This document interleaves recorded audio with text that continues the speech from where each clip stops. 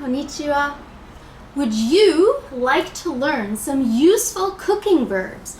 Cooking verbs that you can use to help make Christmas dinner. Welcome to Jen's Jyugyou. My name is Jen, and today I'm going to teach you some useful cooking verbs that you can use when you are preparing delicious food. This is a peeler, and the verb that we will do with this potato is peel.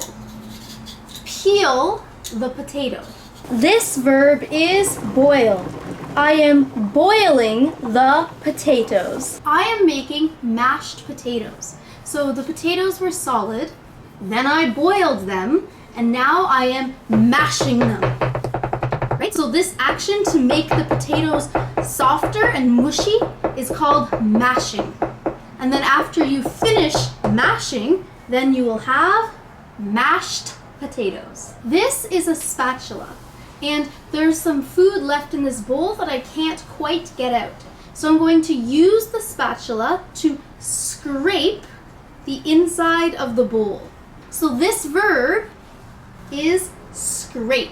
Here on the stove, I am frying something. This is my fry pan, or we can also use the word to saute.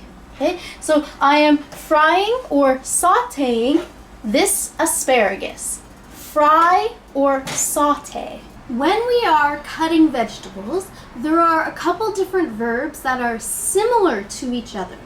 So cut could be a variety of different ways of cutting. This way of cutting is called slice.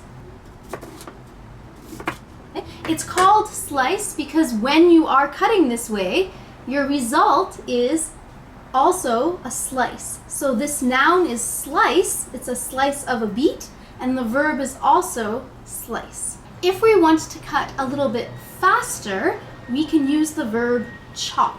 So this is chop.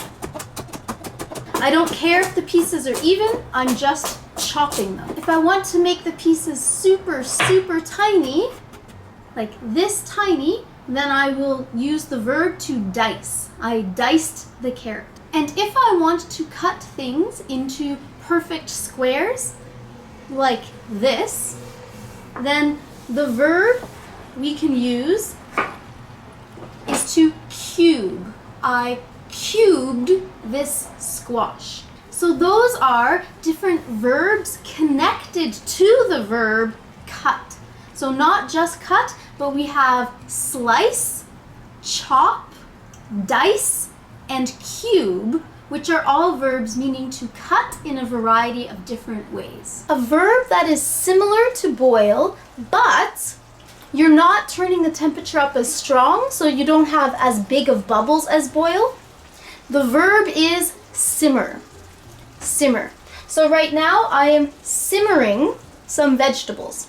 So boil, the temperature is high and you have big water bubbles. Simmer, the temperature is hot and it's boiling just a tiny, tiny, tiny bit, so we call this simmer. Now, I'm going to teach you a verb connected to what you can do with olive oil or sauce or something that has that kind of consistency.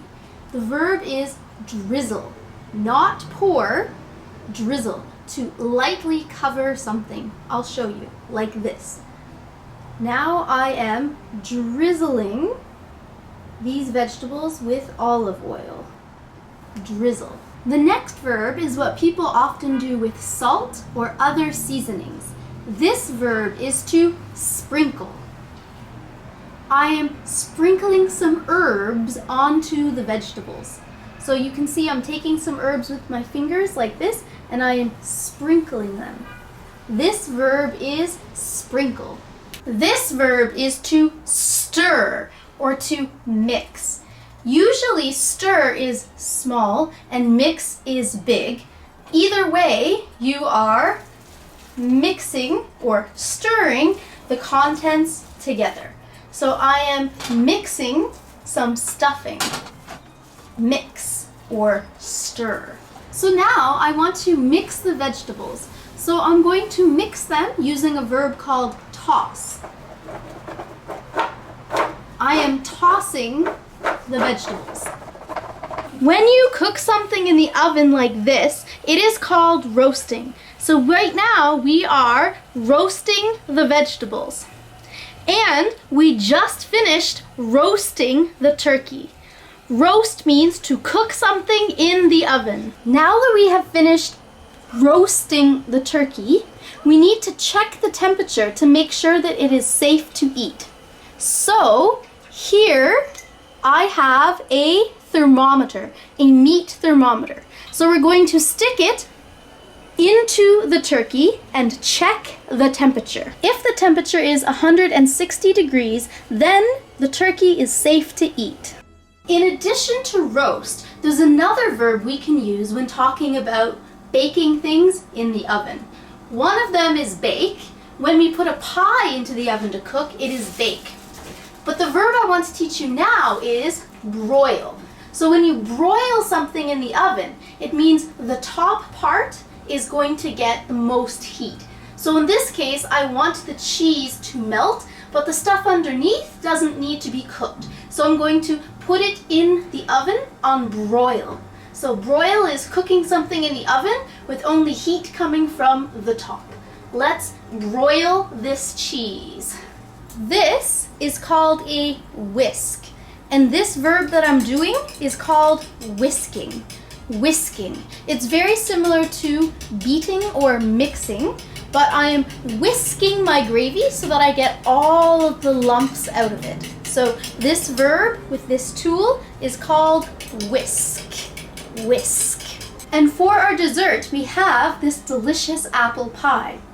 I'm going to put the pie in the oven to cook, but this time we're not using the verb roast, and we're not using the verb broil. This time we're using the verb bake.